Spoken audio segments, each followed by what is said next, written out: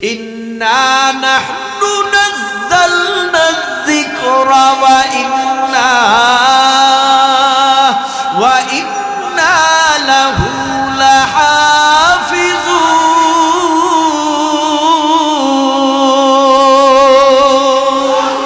এই কালামে জিন্দা কুরআনে হাকিম হিকমতে লা ইয়াজালাস্তু কাদিম জামিউল ইলমি ফিল কুরআনে হাকিম তাকাসুরাত আনহু আফহামুর রিজালি ওয়া কুরআন কালামুল্লাহ বাশারো কদিমাস্তি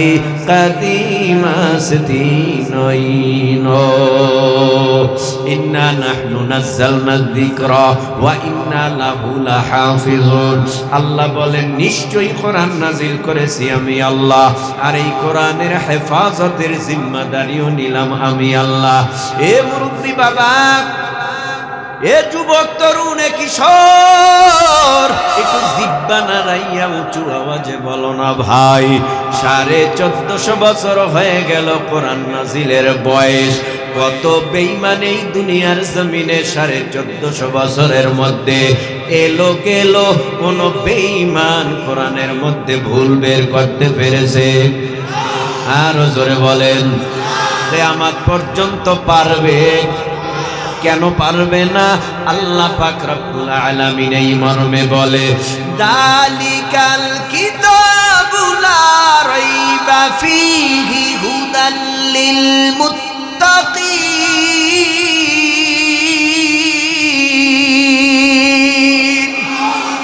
আপনাদের কষ্ট হয়? হ্যাঁ, আল্লাহু আকবার বলেন না কেন? চুপ করে থাকেন কেন? একবার বললে কমপক্ষে আমলনামায় 100 নেকি লেখা হবে। ও হুজুর, মাত্র 100 নেকি? কত নেকি ডানে বামে ছেড়ে দেই হুজুর, আপনি তো জানেন না নেকের মূল্য কি। সাহাবীরা বলে, ও পয়গম্বর, নেকের দাম কি, মূল্য কি? আমার নবী বলে, উহুদ পাহাড় সব স্বর্ণের হলে দাম কেমন? সাহাবীরা বলে, আল্লাহ এবং আল্লাহর রাসূল ভালো জানে। আবারও বলি, মদিনা শরীফ উহুদ পাহাড় আমার জানা মতে এখানে মনে হয় অনেক হাজী সাবরা আছেন, মক্কায় গেছেন, মদিনায় গেছেন। ওই মদিনায় একটা পাহাড় আছে, যেই পাহাড়টা আমি নিজে দেখেছি, কয়েক মাইল হবে লম্বা, কয়েক মাইল হবে উঁচা, কয়েক মাইল হবে চ্যাপ্টা। আমার নবী বলে, ওই উহুদ পাহাড় স্বর্ণের হলে যেই দাম হয়, আমার উম্মতের ছোট্ট একটা নেকির দামের চেয়ে আরো বড়। তাহলে আল্লাহু আকবার বলা যাবে তো?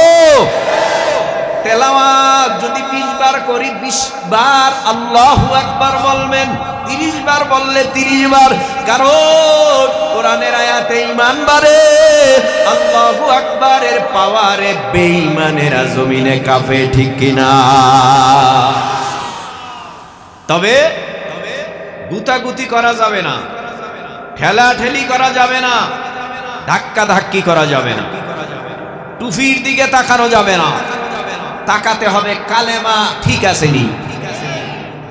বরিশালের হুজুরের কালেমা, লক্ষ্মীপুরের হুজুরের কালেমা এক না আলাদা? এই ভাই, ডিভাইড করেন কেন? একে অপরকে হিংসা করেন কেন? আপনার বাড়ি লক্ষ্মীপুর জেলায়, আমার বাড়ি বরিশাল জেলায়, আমার কোরআন আলাদা, আপনার কোরআন আলাদা না এক? নবী, আল্লাহ, কাবা, কালেমা সব যদি একই হয়, তাহলে এই ব্যানারে আমাদের আইসা কোরআনের বিজয় হোক, এটাই আমাদের কাম্য, ঠিক কিনা বলেন? এটাই আমাদের কাম্য। কিন্তু এটা বেঈমানেরা চাবে না। এক স্বৈরাচার চলে গেছে, এই পার্শ্ববর্তী একটা দেশ নাকি আমাদের বন্ধু দেশ, সেই বন্ধু দেশ এখন শত্রুতে রূপান্তরিত হয়েছে। তারা একটা দলের উপরে মুখাপেক্ষী ছিল, যার কারণে বাংলাদেশকে, বাংলাদেশের জনগণকে সবাইরে শত্রু বানায় ফেলছে। আজকে আবার দেখলাম ইন্ডিয়ার মোদিজি বলে ৭১ সালে বাংলাদেশ স্বাধীন হয়েছে, এটা আমাদের কৃতিত্ব, এটা আমাদের কৃতিত্ব। মানে আমারাই, তারই মনে করে এই বাংলাদেশটা তাদের, তারা মনে করে অঙ্গরাজ্য, কিন্তু আমরা মনে করি এটা আমাদের স্বাধীন দেশ, এটা আমাদের জমিন। এই জমিনের দিকে যদি কেউ কুনজরে তাকায়, তাদের চক্ষু আমরা উগরে ফেলতে জানি। কারণ এই স্বাধীন জমিন, এই জমিনের 1 ইঞ্চি পরিমাণ মাটির উপরে যদি কেউ থাবা দেয় কোনো শত্রু, সাথে সাথে আমরা তাদের হাত ভেঙে ফেলব। কি আপনাদের ভিটা বাড়ির জন্য আপনাদের মায়া নাই? মায়া নাই? তারা কামানের ভয় দেখায়, তাদের মিডিয়ায় বিমানের ভয় দেখায়, অস্ত্রের ভয় দেখায়। আমরা জানি ভালো করে বেঈমানরা আমাদেরকে কিছু করতে পারবে না, কারণ তাদের কাছে যা না আছে আমাদের কাছে তা আছে। তাদের কাছে ঈমান নাই, আমাদের কাছে ঈমান আছে। তাদের কাছে অস্ত্র আছে, ট্যাঙ্ক আছে, বোম আছে, ক্ষেপণাস্ত্র আছে, কিন্তু তাদের কাছে ঈমান নাই। বেঈমানরা সব যদি এক হয়, ওরা মরা, আমরা জেতা। জেতা মানুষের সাথে মরা মানুষের লড়াই করা হবে না। এটার দ্বারা কি প্রমাণ চান আপনারা? আমার আগে গুরুত্বপূর্ণ বয়ান হয়েছে, আমিও বলতেছি ইমানি দায়িত্ব, এটা আমার, আপনার ইমানি দায়িত্ব। সব কথার এক কথা, আমরা কারো চক্ষুরাঙ্গানিকে পরোয়া করি নাই, এখনো করব না, ভবিষ্যতেও করব না, সে যেই হোক। আপনারা জানেন না, শক্তির বলে জেহাদ হয় না, ওই শক্তির বলে যুদ্ধ হয় না, ক্ষেপণাস্ত্রের বলে যুদ্ধ হয় না। বেঈমানের কাছে সব আছে, কিন্তু ওদের কাছে ঈমান নাই। ওরা মরা, আমরা জিন্দা। আর আমাদের কাছে এমন এক অ্যাটম বোম আছে, তার কাছে ওরা আত্মসমর্পণ করতে বাধ্য। যুগে যুগে ইতিহাস স্বর্ণ করে লেখা রয়েছে, কোন বেঈমান সংখ্যায় বেশি থাকা সত্ত্বেও, অস্ত্র থাকা সত্ত্বেও, কিছু সংখ্যক মুসলমানের কাছে আত্মসমর্পণ করতে ওরা বাধ্য হয়, কারণ ওদের মনের মধ্যে মরণের ভয়। আর মুসলমানের মরণের ভয় নাই, মুসলমান মরলে শহীদ, বাঁচলে গাজী, এই নিয়তের সামনে জিহাদের ময়দানে এগিয়ে যায়। আমরা মরতে জানি, ঠিক না? লাশ বুকে নিয়ে, গুলির পরে গুলি, ডানে গুলি, বামে গুলি, সামনে গুলি, হাতে ঢাল নাই, টেবিলের ঢাল বানাইছে। টেবিল বোঝেন নাই? টিন দিয়া দরজা বানাই, এটার ঢাল বানাইছে। এদেশের ছাত্র জনতার এত পাওয়ার, ডানে বাম থেকে গুলির আওয়াজ, কাম হবে কি? এরা তো চিন্তা করছে আমাদের মরতে হবে, তবুও এই দেশ থেকে স্বৈরাচারকে তাড়াতে হবে। এই চিন্তা ভাবনা কইরা নামছে, মরতে নামছে। এজন্য কিছু মরছে, বাকিরা স্বাধীন। ঠিক কিনা বলেন? এ কথা বললে কি আপনাদের খারাপ লাগে? ওরে ভাই, চোররে যদি আপনি চোর না বলেন, আপনিও চোর, আপনিও চোর। ভালোকে ভালো, সাদাকে সাদা, কালোকে কালো বলতে হবে। আল্লাহ আমাদের বুঝার তৌফিক দান করে। আমিনের আওয়াজ সোলো দেন কেন? আরো জোরে। মনে করছেন আপনারা সংখ্যায় লোক কম? আরে ভাই, সংখ্যায় লোক কমেই তো ভালো। খাঁটি ঈমান চাই, খাঁটি ঈমান। ভেজাল ঈমান দিয়া ইসলাম কায়েম হবে না। খাঁটি পাকাপোক্ত ঈমানওয়ালা দিয়েই সারা বিশ্ব জয় করা সম্ভব। সুদ খাইছে, ঘুষ খাইতে আছে, মিথ্যা বলতে আছে, পরের জমি ঠেলতেছে, আর কপালে দাগ পরাইয়া মোনাজাত করে, আল্লাহ মাফ করে দাও। আল্লাহ কয় জমি আগে ওরটা বুঝাই দে, তারপরে কর। আগে ওর জমি ওরে বুঝাই দে, তারপরে আমার কাছে ক্ষমা চা, কারণ ওটা হকুল্লাহ, আমারটা আমি মাফ করে দিতে পারবো, হকুল ইবাদ বান্দারটা আমি মাফ করবো না। রাগ করতেছেন? আল্লাহ আপনি আমাদের সবাইকে বুঝার তৌফিক দান করেন। এবার প্রশ্ন করি, আপনারা জবাব দেন। আসমানি কিতাব কয়খানা? কি? 104। নবী রাসূল পয়গম্বর কত? আমার সাথে বলেন লক্ষাধিক। কত? লক্ষাধিক নবী রাসূল পয়গম্বর দুনিয়ার জমিনের মধ্যে আমার আল্লাহ পাঠাইলেন। এক একজন নবীকে যদি আল্লাহ এক একটা করে আসমানি কিতাব দিত, তাহলেও লক্ষাধিক আসমানি কিতাব থাকতো। কিতাব হলো মাত্র 104 খানা। 104 খানা আসমানি কিতাব, আবার 104 জন নবীর উপরেও আল্লাহ নাজিল করেন নাই। মাত্র কয়েকজন নবীর উপরে 104 খানা আসমানি কিতাব আল্লাহ নাজিল করলেন। এর মধ্যে ছোট ছোট ছোট ছোট 100 সহিফা, বাকি বড় 4 খানা আসমানি কিতাব, একটা তাওরাত আর একটা জাবুর আর একটা ইনজিল আর একটা পবিত্র মহাগ্রন্থ আল কোরআন। এই 4টা কিতাব আবার 4 জন জলিলুল কদর পয়গম্বরের উপরে আমার আল্লাহ নাজিল করলেন। একজন পয়গম্বর মুসা আলাইহিস সালাম, আর একজন পয়গম্বর দাউদ আলাইহিস সালাম, আর একজন পয়গম্বর ঈসা আলাইহিস সালাম, আর একজন পয়গম্বর মুহাম্মদুর রাসূলুল্লাহ সাল্লাল্লাহু আলাইহি ওয়াসাল্লাম।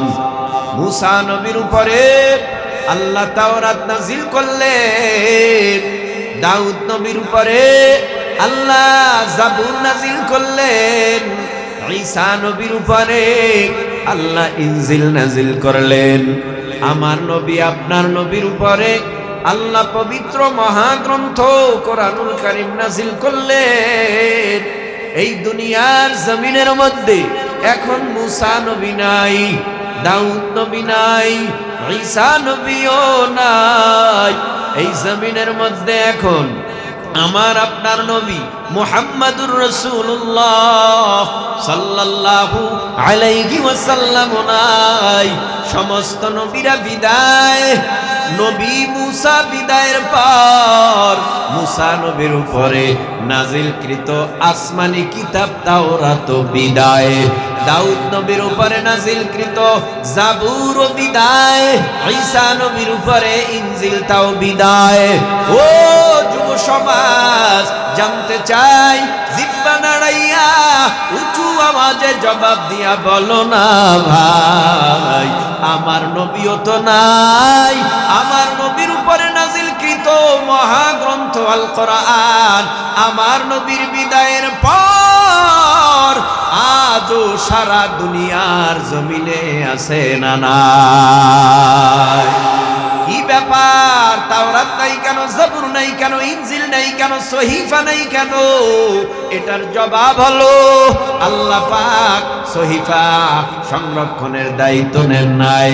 আল্লাহ পাক তাওরাত জাবুর ইনজিল সংরক্ষণের দায়িত্ব নেন নাই, হেফাজতের দায়িত্ব নেন নাই। তাই তো গোটা দুনিয়ার জমিনে তাওরাত নাই, জাবুর নাই, ইনজিল নাই, সহিফা নাই। কিন্তু আল্লাহ কোরআন নাজিল করার পর আল্লাহ পাক রব্বুল আলামিন বলেন, ইন্না নাহনু নাযালনা যিকরা ওয়া ইন্না লাহু লাহাফিজুন।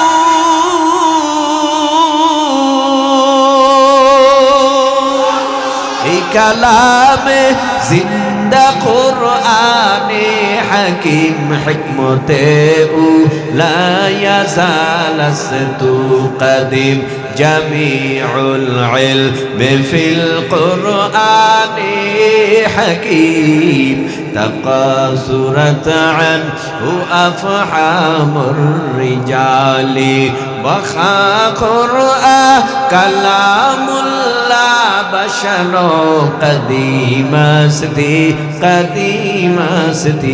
নইনো ইন্না নাহনু নাযালনা যিকরা ওয়া ইন্না লাহু লাহাফিজুন।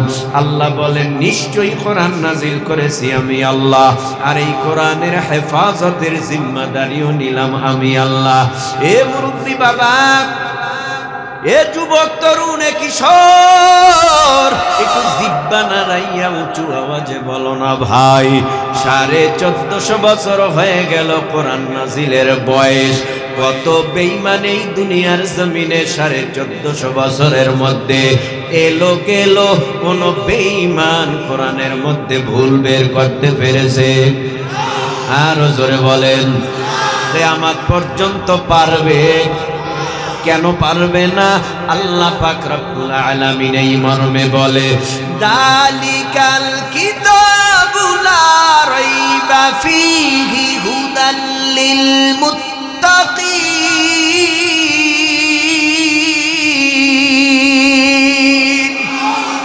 আপনাদের কষ্ট হয়?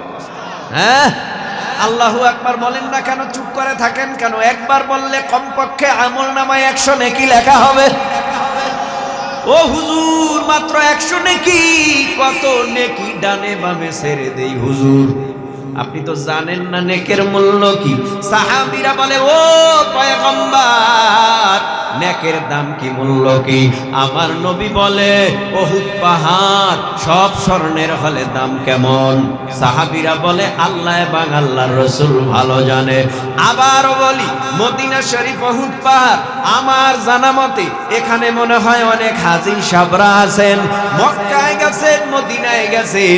ওই মদিনায় একটা পাহাড় আছে, যেই পাহাড়টা আমি নিজে দেখেছি, কয়েক মাইল হবে লম্বা, কয়েক মাইল হবে উঁচা, কয়েক মাইল হবে চ্যাপ্টা। আমার নবী বলে, ওই উহুদ পাহাড় স্বর্ণের হলে যেই দাম হয়, আমার উম্মতের ছোট্ট একটা নেকির দামের চেয়ে আরো বড়। তাহলে আল্লাহু আকবার বলা যাবে তো? তেলাওয়াত যদি 20 বার করি, 20 বার আল্লাহু আকবার বলবেন, 30 বার বললে 30 বার, কারণ কোরআনের আয়াতে ঈমান বাড়ে, আল্লাহু আকবারের পাওয়ারে বেঈমানেরা জমিনে কাঁপে, ঠিক কিনা? দালিকাল কিতাবু লা রাইবা ফীহি হুদাল লিল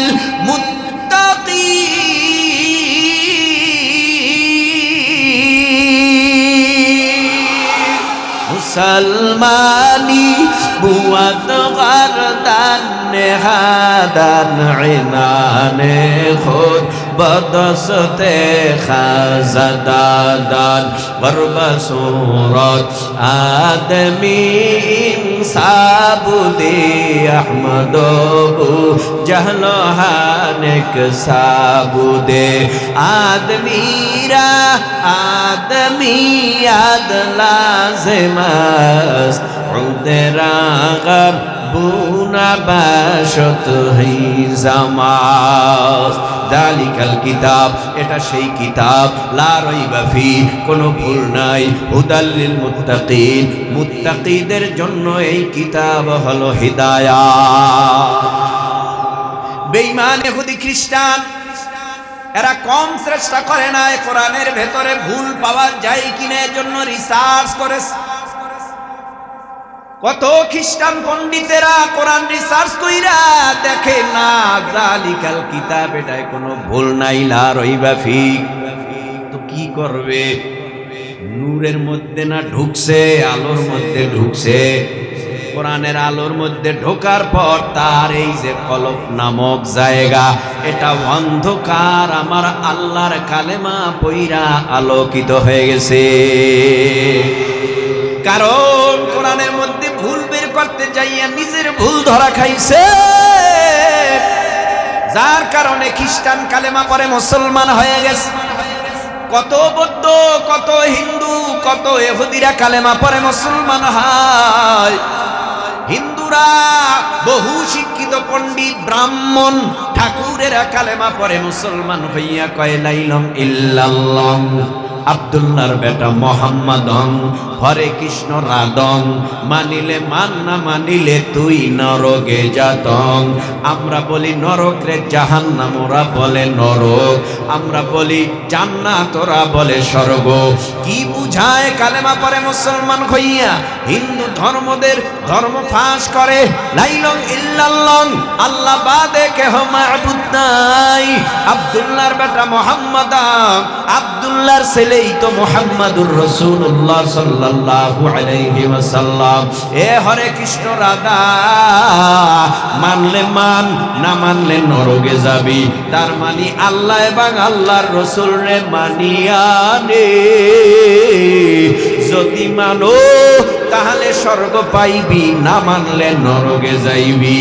এরে আল্লাহর গোলাম, এই 1450 বছরের মধ্যে কত বেঈমান এলো আর গেল। কোরআনকে জমিনের সাথে দাবায় দেওয়ার, ফু দিয়া নিভায় দেওয়ার ষড়যন্ত্র করলো, কিন্তু কোন বেঈমান কোরআনের সাথে দুশ্মনী কইরা ইজ্জত নিয়া জমিনে কোমর সোজা করে দাঁড়ায় থাকতে পারে নাই। আমার আল্লাহ গজব দিয়া এই জমিনের মধ্যে তাদেরকে ধ্বংস করে দিয়েছে, ঠিক কিনা? ইয়ামান থেকে এসেছিল আল্লাহর ঘর খানায় কাবা বাইতুল্লাহ ভাঙার জন্য। আপনারা জানেন সূরা ফিলের তাফসীর পড়বেন, আব্রাহার কথা উল্লেখ আছে, কেমন করে সাইজ করেছে। দুঃখের বিষয়, মসজিদ ভাঙা অন্যায় কাজ, এখানে আল্লাহর ইবাদত হয়। কিন্তু আমরা দেখলাম হাজার হাজার শতে শতে বছরের আগের মসজিদের জায়গার মসজিদ ইন্ডিয়ার ভেতরে পোড়াই দিতেছে, ভেঙে ফেলতেছে। আজমির শরীফ নাকি এখানে নিচে আগে মন্দির ছিল, উল্টা পাল্টা কথা বলতেছে। মাথা ঠিক নাই, মাথা ঠিক নাই। কারণ যখন জমিনের মধ্যে পতন আসে তারা কি করে এটা নিজেরাও বলতে পারে না। এই জমিনের মধ্যেও কত দেখলাম, ভাবছিলাম 41 সালের আগে কোনো আওয়াজ চলবে না, 41 সালের আগে কোনো কথা হবে না, কিন্তু না না না না না, 15 যাইতে না যাইতেই বিদায়। ওই ইন্ডিয়ার মধ্যেও কি অবস্থা হবে একটু দেখা রাখবা। হয়তোবা আমাদের দেশের প্রাক্তন প্রধানমন্ত্রী হাসিনা পালাইয়া ইন্ডিয়া যাইতে পারছে, কিন্তু ইন্ডিয়ার প্রধানমন্ত্রী মনে হয় কোথাও পালাইয়া যাইতে পারবে না। কারণ যেই হারে অন্যায় শুরু করেছে এই বাংলাদেশে, আমরা নাকি সব হিন্দু মন্দির ভাইঙা হতায় লাইতেছে। কই আমরা এলাকার মধ্যে 2-4 জন হিন্দু আছে না নাই? কোন হিন্দু, এরা তো সংখ্যালঘু, বাংলাদেশেই থাকে, বাংলাদেশের নাগরিক। কোন হিন্দু বলতে পারে না আমরা সমস্যায় আছি। তবে 2-4টা যা হয়েছে 5ই আগস্টের পরে দলীয় ভাবে যারা আওয়ামী লীগ করত, কথা কয় না কেন?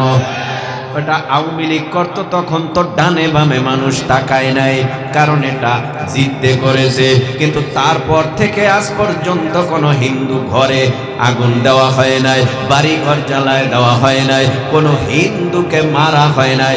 অথচ উগ্র হিন্দুরা ইসকনের মধ্য থেকে ওই চট্টগ্রামে আমাদের মুসলিম ভাই সাইফুলকে ওরা হত্যা করেছে।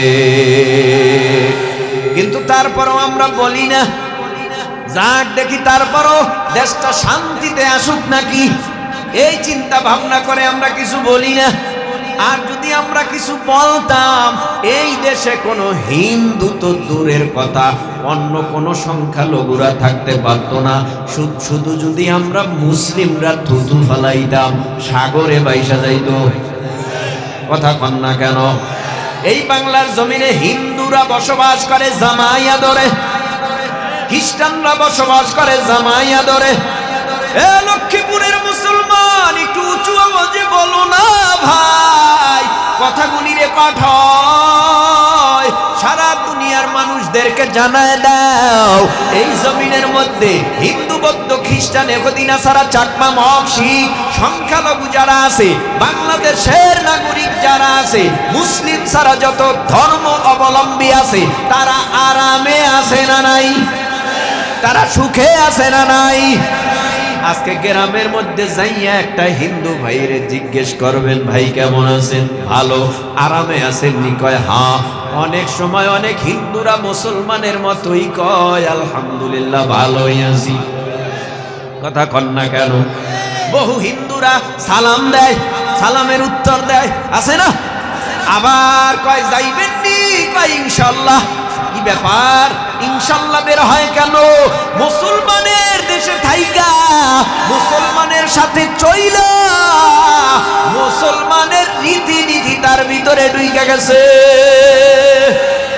আমরা এই দেশে হিন্দুকে হিন্দু মনে কইরা চলি না, হিন্দুকে আপন ভাইয়ের মতো মোহাব্বত কইরা চলি। কিন্তু এটা ইন্ডিয়ারা চায় না। ইন্ডিয়ারা চায় দাঙ্গা বাজাইতে, ইন্ডিয়ারা চায় দাঙ্গা বাজাইতে। কারণ সমস্যা হলো একটা, বাংলাদেশে যদি একজন হিন্দুর ঘর বাড়ি জ্বালায় দেওয়া হয় রাজনৈতিক পলিটিক্সের মাধ্যমে, এটা যদি রাজনৈতিকভাবে কেউ জ্বালায় দেয় আলাদা কথা, কিন্তু আমাদের পার্শ্ববর্তী দেশ ইন্ডিয়াতে কত ভাইয়ের গলায় রশি লাগাইয়া টাইনা টাইনা ফাঁসি দিয়া মারছ, কত হিন্দু ভাইয়ের শরীরে আগুন জ্বালায় দিয়া মারছ নাকি? মুসলমানদেরও মারে, হিন্দুদেরও মারে, সব আমরা তো দেখি। তবে ইন্ডিয়াতে সংখ্যালঘু হলো মুসলমানেরা, তাও আবার কম নয়, 30 কোটি। কথা বোঝেন নাই মনে হয়? মুসলমান সংখ্যালঘু হলেও মুসলমান সংখ্যায় কম না, 30 কোটি মুসলমান। এরে নবীর উম্মত, সব কথার এক কথা, আমরা হিন্দুকে হিন্দু মনে করব না। নবীর আদর্শ দিয়া হিন্দু ও কালেমা পড়ে মুসলমান হবে, নবীর আদর্শ দিয়া খ্রিস্টান ও কালেমা পড়ে মুসলমান হবে। নবীর আদর্শ দিয়া নবীর চরিত্রে চরিত্রবান হইয়া আমি যদি খ্রিস্টানের কাছে যাইয়া দাওয়াত দেই, খ্রিস্টানও বলবে তোমার আদর্শ নবীর আদর্শ না, কত সুন্দর। যাও, আমি আর খ্রিস্ট ধর্মে থাকলাম না, কালেমা পড়ে মুসলমান হয়ে যাব। এহুদি নাসারা চাকমা মগ শিখেরা কালেমা পড়ে মুসলমান হয়ে যাবে। এই গোটা দুনিয়ার জমিনের মধ্যে একজন দুইজন নয়, 200 কোটি মুসলমান বসবাস করে। রাগ করতেছেন? কইরেন না, আল্লাহর রাস্তায় রাগ কইরেন। মিষ্টি কথা শুনবেন, তিতা কথা শুনবেন না, এটা তো হতে পারে না। তিতাও মানুষ শখে খায় না, রোগের জন্য খায়। করল্লা তিতা, উস্তা তিতা, চেরোতা চিতা, নিম পাতা তিতা। এরপরও কয় নিম পাতা খায়, গাছের নিম পাতা নেই। আমার গাছের নিম পাতা থাকে না। কি ব্যাপার, এত পাতা লাগেনি? হুজুর নেই, কি করুন? কি কেন খাও নিম পাতা? নেও কেন, খাও কেন? হুজুর চুলকানি, এই জন্য চুলকানি রোগ ভালো হয় নিম পাতা খাইলে, পরিমাণে খাইলে। হয়নি? কথা কয় না, হয়। করল্লা 100 টাকা কেজি, 80 টাকা কেজি, 70 টাকা কেজি, তারপরও খায়। কেন খায়? বলে খাইলে উপকার, নিম পাতা খাইলে উপকার। এই উপকারের জন্য খায়। আর আল হক মুররুন, হক কথা চেরোতার চেয়েও আরো বেশি দিদা। যারা হক কথা খাইয়া হজম করতে পারবে, অন্তরের মধ্যে হুজুর দেখলে, ইসলাম দেখলে, কোরআন দেখলে আর কোনো চুলকানি থাকবে না। আমি যে আয়াতে কারিমা তেলাওয়াত করেছি, আয়াতের উপরে কিছু কথা বলে যাই, অন্তরের কান লাগায়া শোনেন। গোটা দুনিয়ার জমিনের মধ্যে আমার আল্লাহ নবী রাসূল পয়গম্বর পাঠাইছেন লক্ষ দিক। তবে লক্ষাধিক নবী রাসূল পয়গম্বরের প্রথম নবীর নাম পয়গম্বর আদম আলাইহিস সালাম, শেষ নবীর নাম মুহাম্মদুর রাসূলুল্লাহ সাল্লাল্লাহু আলাইহি ওয়াসাল্লাম। আমার নবীর আগে একজন নবী আমার আল্লাহ দুনিয়ার জমিনে পাঠাইলেন, যেই নবীকে আমার আল্লাহ আসমানি একটা কিতাব দিয়েছিলেন ইনজিল, নাম হলো তার হযরত ঈসা আলাইহিস সালাম। ঈসা নবীকে ইনজিল দিছে। বাবাজি কষ্ট হয়, জরুরত করতে যাই, জরুরত শর্তে জরুরত আল্লাহ। তারপরেও আপনারা বসে রয়েছেন, কিছু সময় শোনেন। এক হাত দিয়া না দুই হাত দিয়া, নাস্তিকতা নিপাত যাক, দিন ইসলাম জিন্দাবাদ, কোটি প্রাণের একই আওয়াজ। খোদাদ্রোহী সার পাবে না, এই বাংলায় ঠাই হবে না, মুসলমানরা জেগেছে আজ। জোর কদমে সামনে চলো, বজ্র কণ্ঠে আওয়াজ তুলো, সবাই মিলে একই তালে দাও না স্লোগান, নারায়ে তাকবীর। আপনাদের আওয়াজে আমি খুশি হইলাম না। এমন আওয়াজ দেন আমার কানেই আয় না। আবার কইবেন হুজুর আপনি কানে কম শোনেন, এজন্য মনে হয় আপনার কানে আওয়াজ যায় না। আমরা দিয়ে একে অপরে ফাটায় ফেলাইতেছি, আরো ফাটাতে হবে, আরো ফাটাতে হবে। কারণ মুসলমানের সবচেয়ে বড় ঈমানি অস্ত্রের নাম হলো আল্লাহু আকবার। এই আল্লাহু আকবারের আওয়াজ যখন বেঈমানওয়ালা বেঈমানের কানে যায়, তখন বেঈমানরা কোরআনের বিরুদ্ধে কথা বলার সাহস পায় না। মুসলমানের আওয়াজে জমিনে ইঁদুরের মতো গর্তে পালাতে বাধ্য হয়ে যায়। আল্লাহ শেষ পর্যন্ত কিছু কথা শুনে আমল করে যাওয়ার তৌফিক দেন। ভাইরা আমার, ঈসা নবীকে আল্লাহ আসমানে উঠায় নিছে। জমিনের মধ্যে নবী নাই 570 থেকে 600 বছর। এই 600 বছরের মধ্যে শয়তান ধোঁকা দিয়া মানুষের মেধার ভিতরে শয়তানি ঢুকায় দিছে। কয় হাত দিয়ে মূর্তি বানাইছে লাত, বানাইছে ওজ্জা, বানাইছে মানাত। মূর্তি বানায় নাম রাখছে ওজ্জা, লাত, মানাত। এখন ওজ্জার কাছে চায়, কারণ এই 600 বছরের মধ্যে কোন নবী রাসূল পয়গম্বর জমিনের মধ্যে হকের আওয়াজ নিয়ে আল্লাহ পাঠায় নাই। সমস্ত মানুষগুলি হয়ে গেছে মূর্তি পূজক, সমস্ত মানুষগুলি হয়ে গেছে অগ্নি পূজক, সমস্ত মানুষগুলি হয়ে গেছে দেবতার পূজারী। কারণ আল্লাহর ইবাদত করনেওয়ালা তদানীন্তন সময় কেউ ছিল না। কারণ হকের আওয়াজ যে এলাকায় নাই, ওই এলাকা আজও গোমরা গোমরা গোমরা।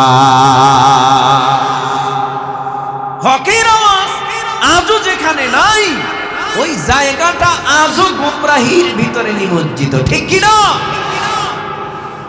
মক্কা নয়, শুধু গোটা দুনিয়ার মানুষগুলি অসভ্য হয়ে গেল।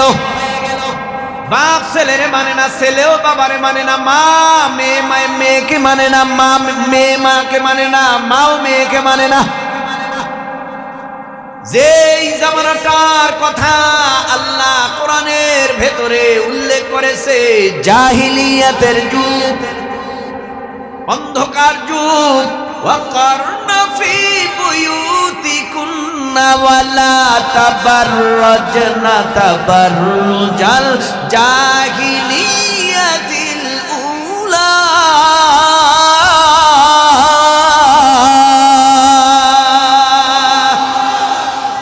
জামানাটা বড় জাহিলিয়াতে। ওই জামানার নারী পুরুষ এমন ভাবে চলাফেরা করত, কে ভাই কে বোন, এদিকে হিতাহিত জ্ঞান নাই। কারণ মানুষ মূর্খ মূর্খ মূর্খ অসভ্য হয়ে গেছে। দ্বীনি শিক্ষা ছিল না, কোরআনী শিক্ষা ছিল না, ইসলামী শিক্ষা ছিল না, নবীর আদর্শের শিক্ষা ছিল না। মানুষগুলি দুনিয়ার শিক্ষায় শিক্ষিত হইয়া আল্লাহ না চেনার কারণে সব অসভ্য হয়ে গেল।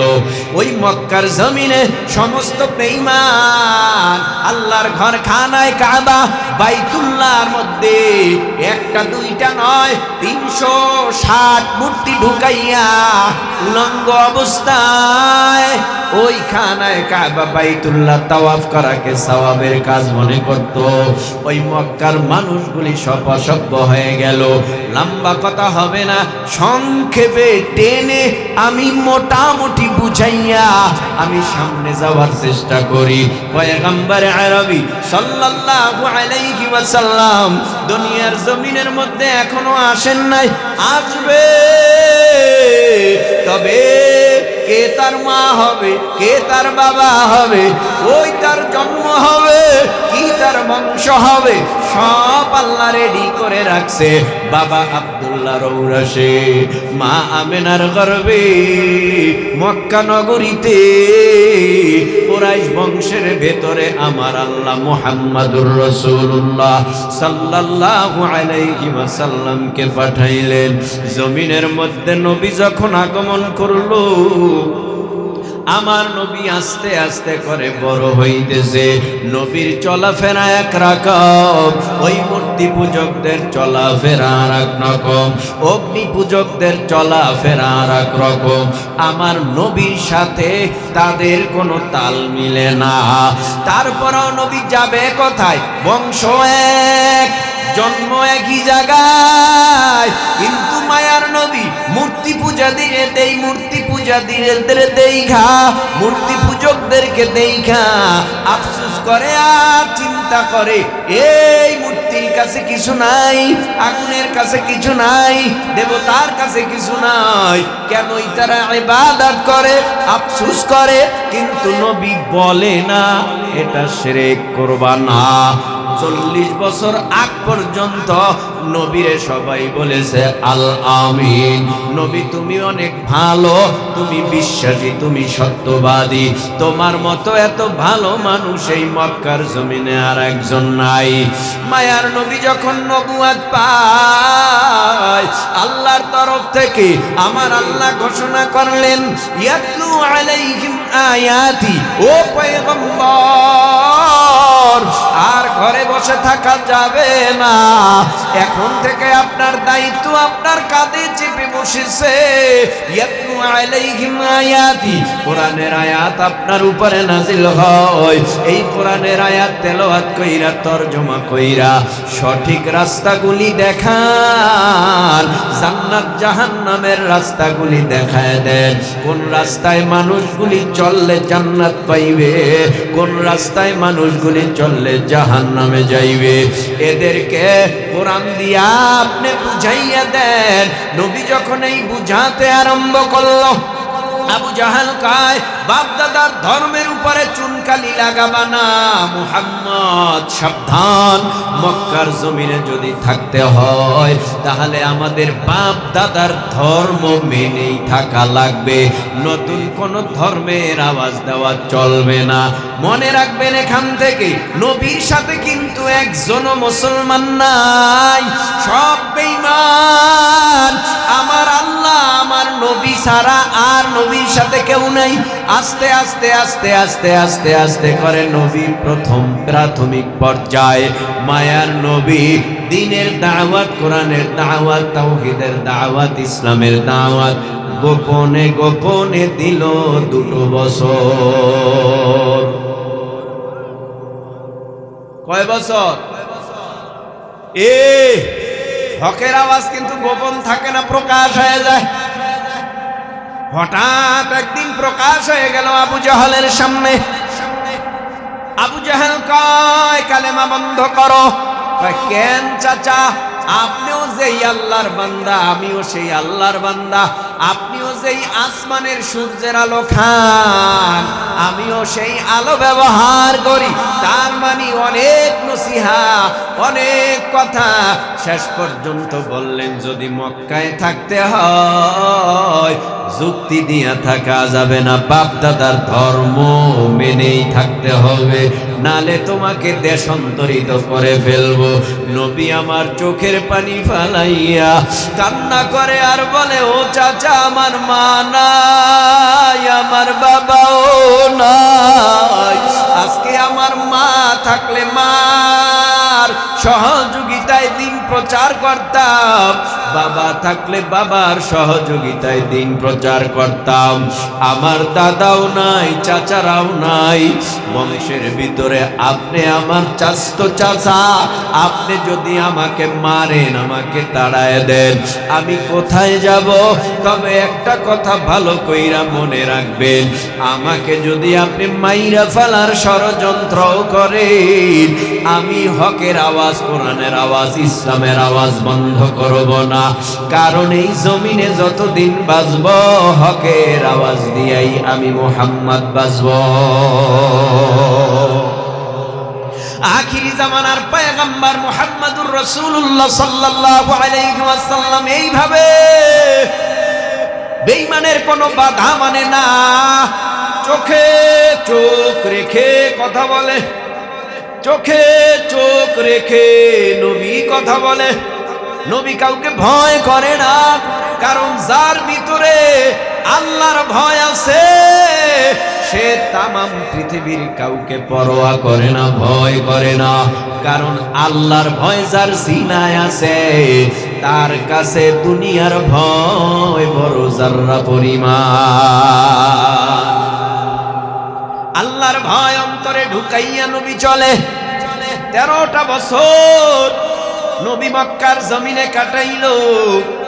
13 বছর কাটানোর পর হঠাৎ করিয়া আবু জাহেল টের পাইতেছে মুহাম্মাদের পিছে দি মানুষগুলি খালি ছুটে যায়, এত বাধা দেই মানে না, মুহাম্মদ রে এত ভালোবাসে মানুষেরা, মুহাম্মদকে এত মহাব্বত করে মানুষেরা, ব্যাপারটা কি? এত মহাব্বত কেন করে, এত ভালো কেন বাসে? নবীর এমন একটা নুরানি মায়াবী চেহারা, তা দেখাও পাগল। নবী যেই রাস্তা দিয়া যায়, ওই রাস্তা দিয়া অন্য কেউ গেলেই বুঝতে পারে নবী মুহাম্মদ এই রাস্তা দিয়ে গেছে। কারণ কি? নবীর শরীর থেকে মেশক আম্বরের ঘেরান আসতো, নবীর পিছনে পিছনে পিছনে পিছনে ছুটে চলতো। হঠাৎ মায়ার নবীর কণ্ঠের তালাওয়াত এত মধুর, আবু জাহেল বিছানায় বালিশে শীতান দিয়া ঘুমাইছে। হঠাৎ চিন্তা করে, মুহাম্মাদের কণ্ঠের তেলাওয়াত না শুনলে তো আমার ঘুম আসবে না। আবু জাহেল চাইয়া নীরবে একা একা চোরের মতো মায়ার নবীর কণ্ঠের তেলাওয়াত শুনে আর অন্তরে তৃপ্তি, কলিজাটারে ঠান্ডা বানায়। এমন বহু ঘটনা দেখতেছে না, মুহাম্মদ রে বাঁচায় রাখা যাবে না, ষড়যন্ত্র করতেছে, আমার নবীকে মেরে ফেলবে। রাখে আল্লাহ, মারে কে? মারে আল্লাহ, রাখে কে? আল্লাহ যদি কাউকে মারে, তামাম পৃথিবীর ডাক্তার দিয়া তারে বাঁচানো যায় না। আমার আল্লাহ যদি কাউকে বাঁচায় রাখে, তামাম পৃথিবীর অস্ত্র দিয়াও তারে মারা যায় না। আখিরি জামানার পয়গম্বরকে মারবে, এ যুবক, এ তরুণে কিশোর, দেখো অন্তরটা নরম বানায়া 2-1 ফোঁটা নবীর মোহাব্বতে চোখের পানি ফেলতে পারো কিনা। নবীর বাড়ির দরওয়াজায় গভীর রাত্রে মায়ার নবীর ঘর অবরোধ করে রাখছে। চতুর্দিকে তলোয়ার নিয়া, তীর নিয়া, ধনুক নিয়া, খঞ্জর নিয়া দাঁড়ায় আছে। ওই দিন মায়ার নবীর কাছে হযরতে আলী রাদিয়াল্লাহু তাআলা আনহু ছিলেন। হঠাৎ করে জিবরাইল আলাইহিস সালাম আয়েশা নবীরে বলে, ও পয়গম্বর, আর এই মক্কার জমিনে থাকা যাবে না, আপনার আপনজনেরা আপনাকে মারার জন্য তৈয়ার, আপনাকে মারবে, আপনাকে হত্যা করবে। আবু জাহেল শতে শতে নওজোয়ান যুবক নিয়া আপনার বাড়ির চতুর্দিক অবরোধ করে রেখেছে। এখন আপনি থাকলে মেরে ফেলবে। আপনি এখন কি করবেন? এখনই মক্কা ছেড়ে মদিনায় হিজরত করে যান। হযরতে আলীকে নবী বলে, ও আলী রে, এইমাত্র জিবরাইল আলাইহিস সালাম আসলো, আমার ঘরের চতুর্দিক বেঈমানেরা অবরোধ করে রেখেছে, আমারে হত্যা করবে। এখন এই মক্কা ছেড়ে মদিনায় যাওয়া লাগবে। তুমি কি আমার বিছানায় একটু আমার চাদরটা মুড়ি দিয়ে ঘুমে থাকতে পারবানি? হযরতে আলী বলে, ও পয়গম্বর, আপনারে আমি জীবন দিয়েও ভালোবাসি। আমি যদি আপনার বিছানায় আপনার চাদর মুড়ি দিয়ে ঘুমায়া থাকি, এই সুযোগে যদি আপনি মক্কা ছেড়ে মদিনায় বেঈমানের হাত থেকে ছুটে সামনে আগায়া যেতে পারেন, এর থেকে আর ভালো কি হতে পারে নবী? বেঈমানেরা আইসা আপনারে পাবে না। আমি এটাও জানি, আমাকে পাইয়া বেঈমানেরা হত্যা করবে, আমাকে মারবে, দেহ থেকে কল্লা ফালায় দিবে। তাও আমি পরোয়া করি না নবী, তারা আমাকে মারুক, আপনি বেঁচে থাকেন। আমার মতো হাজার আলী মরিয়া গেলেও সমস্যা নাই। আপনার গায়ে যদি একটা কাঁটার আছর লাগে, আমি বড় ব্যথা পাবো নবী। আমার কলিজাটা ছিদ্র হয়ে যাবে, চৌচির হয়ে যাবে। রহমাতুল লিল আলামিন এই বলে হাতের মধ্যে কিছু ধুলা বালু নিয়া সূরা ইয়াসিনের প্রথম থেকে কয়েকটা আয়াতে কারিমা তেলাওয়াত করিয়া ওই ধুলা বালুর মধ্যে দম করলো। ফু করিয়া দম করিয়া ধুলা বালুগুলো বেঈমানের দিকে ছুঁড়ে মারলো। ধুলা বালু বেঈমানের চোখে আমার আল্লাহ পৌঁছায় দিল। এই সুযোগে মায়ার নবী বের হইয়া দরজার সামনে যারা ছিল তারা তো চক্ষু ঢলে, চোখে দেখে না। বেঈমানদের ধাক্কা দিয়া বের হইয়া আস্তে আস্তে করে সামনে আগায়। নবী যেদিন মক্কা ছাড়িয়া মদিনায় যায়, ওই দিন মায়ার নবী 3 দিনের নবী হাঁটতে পারে না, চলতে পারে না। হঠাৎ করিয়া দিকে তাকায় আর চোখের পানি ফালাইয়া সামনে আগায় আর বলে, ও আমার কওমের লোকেরা, মক্কাবাসীরা, তোরা আমারে চিনলি না, তোরা আমারে শুধু মারো। তোরা আমার কি অপরাধে মারো? আমার কি অন্যায়, আমার কি অপরাধ, আমি কি দোষ করেছি? আমার দোষ তো একটাই, আমি কেন হকের দাওয়াত দেই, কোরআনের কথা কই, জান্নাতের রাস্তা কেন দেখাই, এটাই আমার অন্যায়। যাক, তোরা থাক, আমি চলিয়া যাই। মায়ার নবী নিজের বাবার দেশ, মায়ের দেশ, নিজের দেশ, জন্মভূমি ছাইরা সামনে আর আগাইতে পারে না। বুকটা মনে হয় ফাটিয়া যায়।